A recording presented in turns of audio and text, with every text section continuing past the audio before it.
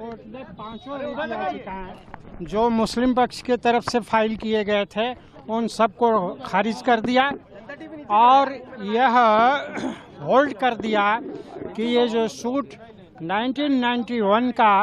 दाखिल किया गया है वाद संख्या 610 सन 1991 that is not barred by section 4 of the places of worship special provision act 1991 and court को लोअर कोर्ट को डायरेक्ट किया कि एक्सपीडिशसली चूँकि 32 साल व्यतीत हो चुके हैं इस केस को फाइल किए हुए, इसलिए तुरंत एक्सपीडिशस डिस्पोजल इस केस का करें और लोअर कोर्ट को डायरेक्ट किया है कि विद इन 6 मंथ्स इस केस को फाइनल जजमेंट जो है वो प्रोनाउंस करें। और एएसआई के संबंध में मैं कंप्लीट कर रहा हूँ। एएसआई के संबंध में माननीय न्यायालय ने ये कहा कि वाद संख्या 18 सन 21 में राखी सिंह के केस में जो एएसआई के द्वारा रिपोर्ट फाइल की गई है कल जनपद न्यायाधीश वाराणसी के न्यायालय में, वो same report shall be filed in this case and if any direction in the order has been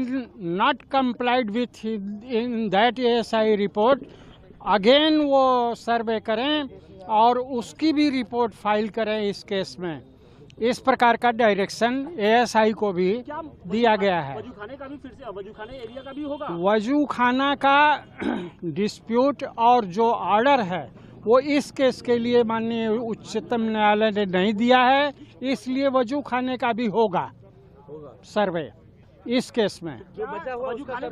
बिल्कुल किया जाएगा। अच्छा, 1991 वर्शिप एक्ट का जो बार्ड बता रहे थे उसको किस तरह से कोर्ट ने खारिज कर दिया? उसको कोर्ट ने यह खारिज कर दिया कि किसी भी धार्मिक स्थल का डुअल धार्मिक कैरेक्टर नहीं हो सकता,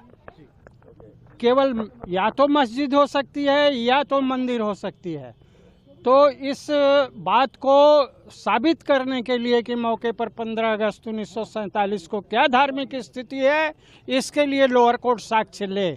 और साक्ष्य लेकर के यह निर्धारित करे कि वह उसका धार्मिक स्वरूप मंदिर का है या मस्जिद का।